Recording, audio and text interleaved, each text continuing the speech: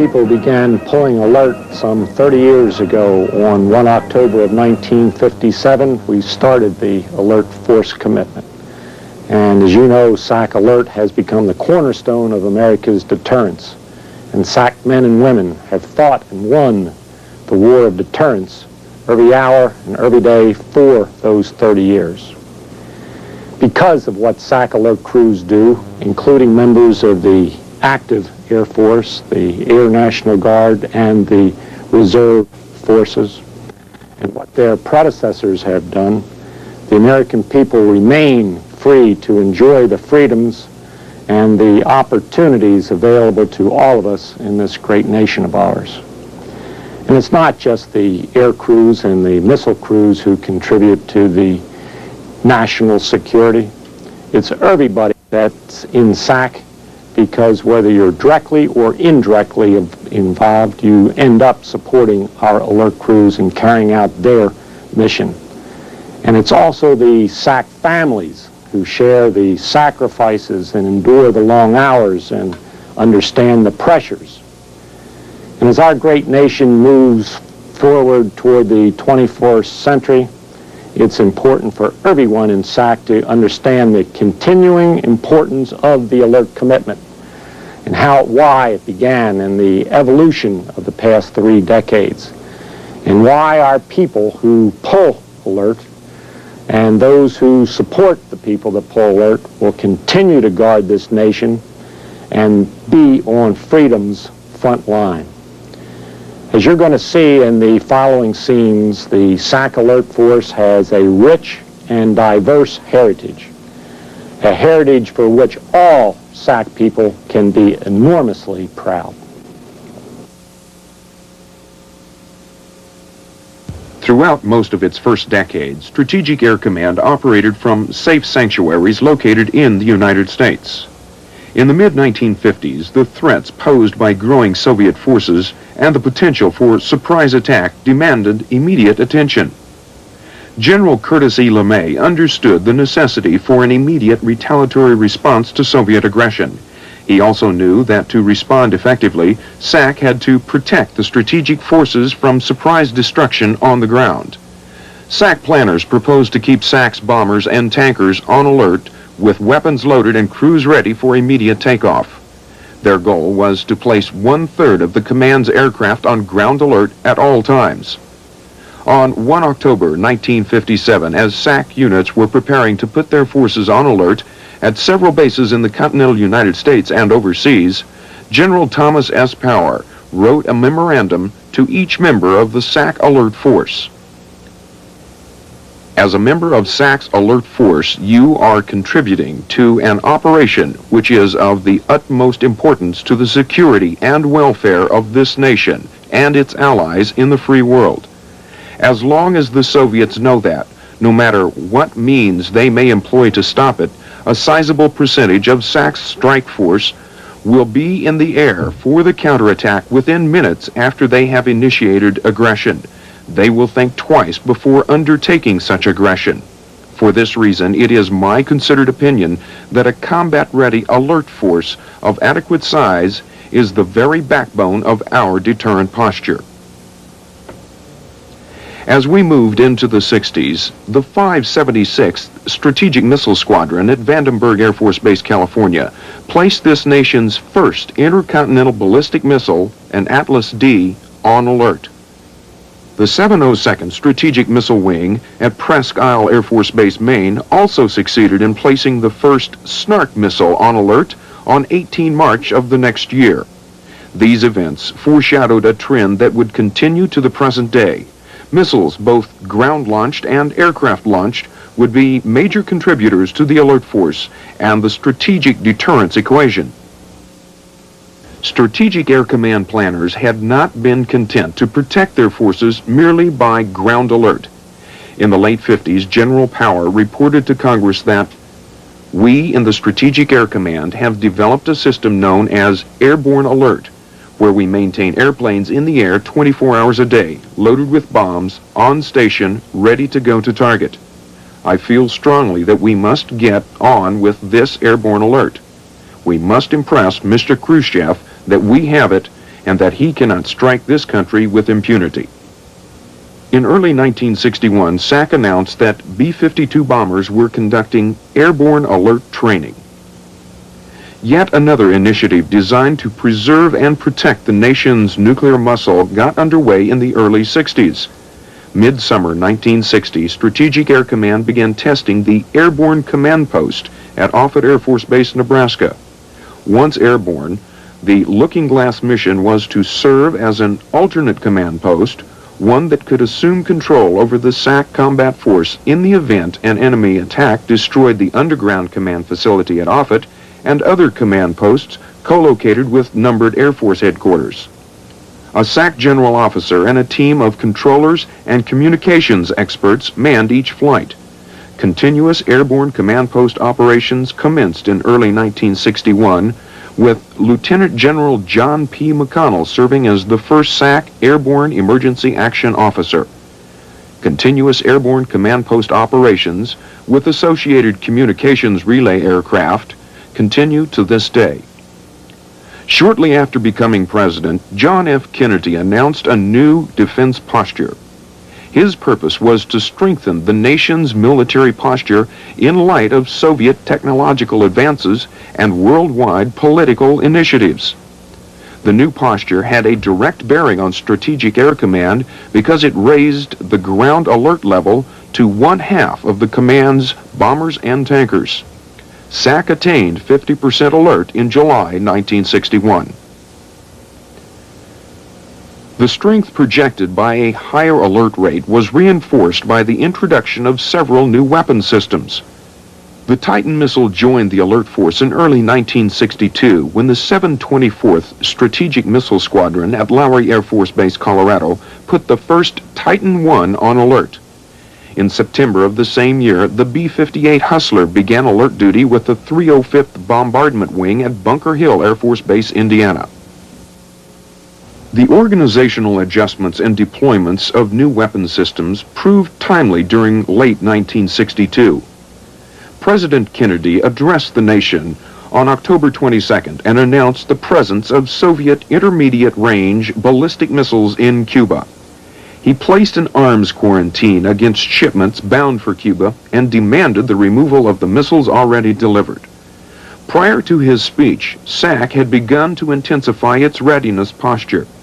Battle staffs were placed on 24-hour alert duty, leaves were canceled, and personnel were recalled to duty. The command dispersed its B-47 bombers and generated the full force to armed alert. The B-52 Airborne Alert Indoctrination Training Program expanded into an actual airborne alert. The ICBM force of around 200 operational missiles was brought into alert configuration, including the first Minuteman missiles on alert October 27th at Malmstrom Air Force Base, Montana. When generation was completed, Strategic Air Command stood ready to defend national policy with the most lethal array of military firepower in human history. Fortunately, the Soviet Union agreed to withdraw the missiles from Cuba, and on November 20th, SAC was able to return to its regular alert posture. President Kennedy visited SAC headquarters at Offutt Air Force Base on December 7th to thank and present the command with a plaque citing SAC's outstanding record in flight safety during the airborne alert in the Cuban emergency. In less dramatic fashion, SAC accepted and declared operational the 3 Blue Scout Junior launch sites in Nebraska. The Blue Scout carried pre-recorded emergency action messages that could be transmitted to all units within line of sight of the rocket's flight. A fully modernized jet tanker force of KC-135s replaced KC-97s on ground alert in November 1965. Ground alert was terminated as well for the B-47 in February 1966. The rapid acquisition of Minuteman missiles accompanying the B-47 phase-out continued to alter the command's weapons mixture. By early 1964, the number of ICBMs on alert equaled the number of bombers on ground alert. However, as the SAC alert force concept evolved during the late 1960s, several things occurred which contributed to the demise of bomber airborne alert. First and foremost, the cost of operating a fleet of bombers continuously airborne was rising at an unacceptable rate. In addition, several accidents occurred involving B-52s with nuclear weapons on board, in particular a B-52 collision with a KC-135 near the coast of Spain in 1966, and a B-52 attempting an emergency landing in Greenland in 1968. The weapons were recovered, but these events, coupled with increasing costs and the added deterrence posture provided by our land-based ICBMs and airborne command post system, convinced our leadership that bomber airborne alert was no longer necessary. The most critical operational duty facing Strategic Air Command's bombers and tankers in the 60s was the conventional operation in Southeast Asia.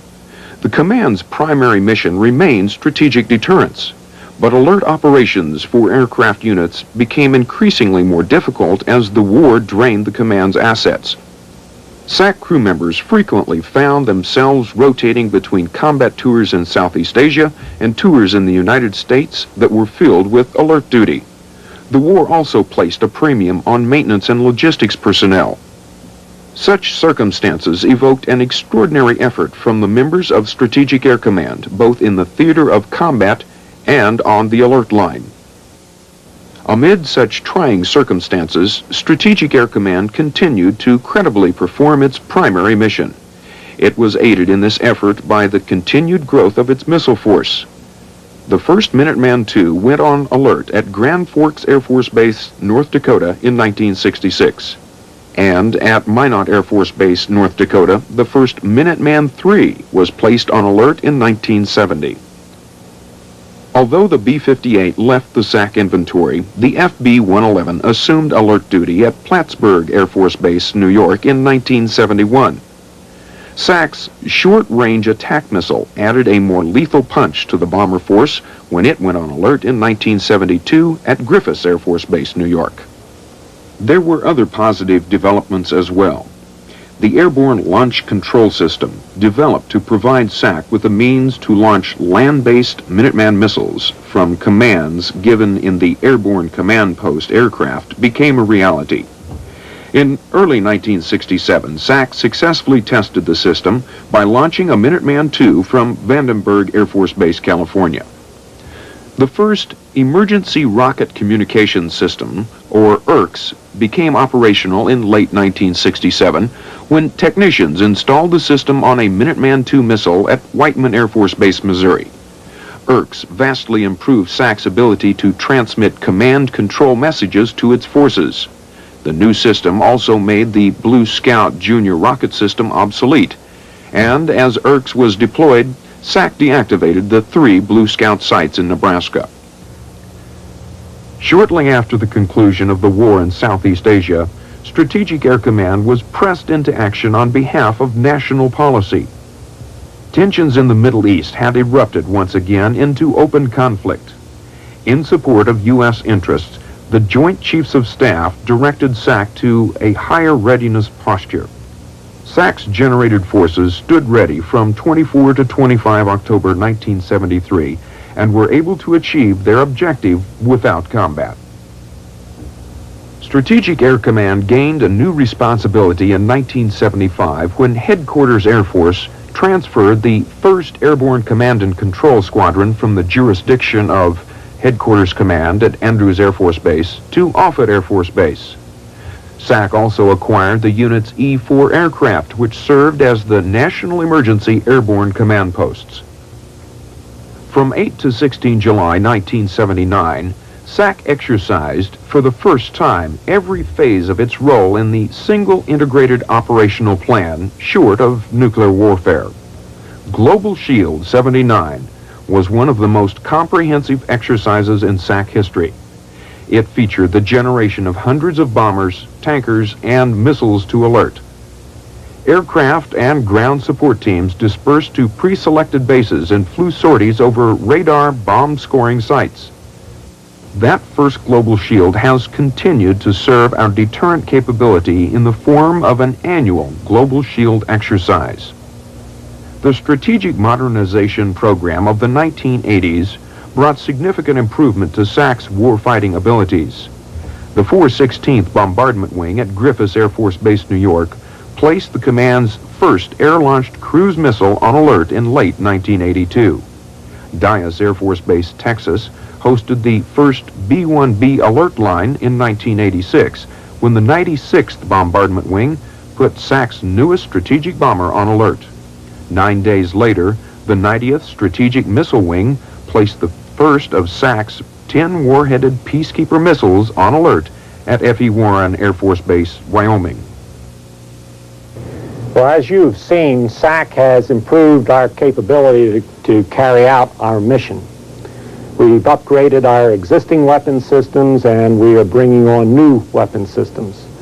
Now, technology has helped the command maintain a credible deterrent force, but it is really the SAC alert force that remains the backbone of deterrence. Now, it's been the dedication and the vigilance of our SAC alert force that has contributed so fundamentally to the preservation of freedom. In particular, the crews that pull the daily alert, whether it be on the ground or in the air or in our launch control centers. They are the cornerstone of America's deterrent strength. Now, as defined by the dictionary, deterrence is, and I quote, the maintaining of a vast military power and weaponry in order to discourage war, end quote. Now, in order to do that, we need to be ready to effectively respond against any aggression, whether it be against the United States or our allies, on a moment's notice. To appreciate the deterrent aptitude of the alert concept, it is important to assess the capability of the United States alert forces and compare them to the Soviet Union's capabilities. Beginning in 1963 and projecting into the future, the number of weapons carried by bombers has fluctuated. A steady decrease in weapons on alert occurred until 1978 because of decreasing alert rates and retiring weapon systems. After 1978, the addition of the short-range attack missile and the air-launched cruise missile substantially increased the bomber's inventory. Today's current levels are projected to remain relatively constant through the early 1990s. Over the years, the total number of U.S. strategic weapons on alert has steadily increased. The number of weapons carried by bombers no longer form the largest percentage of total weapons, but the bombers still remain survivable, accurate, and highly flexible. This will continue to be true into the future, and the B-1 and B-2 will further add to our deterrent strength. The number of ICBM weapons has increased with the introduction of new missile systems. Currently, the force includes Minuteman II, Minuteman III, and the Peacekeeper, which is now being introduced into the inventory. Since 1968, the number of weapons carried by submarines has increased significantly with the Poseidons and with the production of the Trident series in 1979. In the total number of weapons on alert, the Soviet Union surpassed the United States in 1978 in the number of weapons readily available in the day-to-day case. The Soviet Union now has about 10,000 deployed intercontinental strategic nuclear weapons, and by 1990 it is likely to have about 12,000. While the Soviets would not necessarily expand their intercontinental forces significantly in the absence of arms control constraints, they have the potential to deploy between 16,000 and 20,000 strategic nuclear weapons by 1996. According to the 1987 edition of Soviet Military Power, Soviet writings emphasized that a future conflict will be a global clash between socialism and capitalism. Some specific Soviet aims in global war would be to neutralize the U.S. and its allies by disrupting and destroying their military forces, defeat European NATO forces at any level of conflict, occupy NATO countries, and use Europe's surviving economic assets to assist Soviet recovery, limit damage to vital Soviet political, military, and economic structures, maintain control over the Soviet Union by the Communist Party, and dominate the post-war world. To maintain a credible deterrence to war, the United States must maintain day-to-day alert levels which allow us to respond to Soviet aggression, regardless of provocation or warning, and prevent the Soviet Union from attaining their war aims. That is why nearly all of our ICBMs and approximately 1/3 of our bombers and tankers and about half of the sea-launched ballistic missiles are on alert today. Anytime our adversaries even think about pushing us too far, they know that they're going to get it back in spades. We pull alert to enhance stability, deter war, and to keep this nation free. So what you, the SAC team, does is very, very important because of the dedication of the SAC Alert Force, air crews, missile crews, the people who support them, and particularly the families. SAC has enormous combat capability today and the confidence that we can do our mission anytime, anywhere, under any circumstances. I am extremely proud of each and every one of you, everyone that is on the SAC Alert Forces, and all the men and women who support the Alert Force and serve our nation so very well.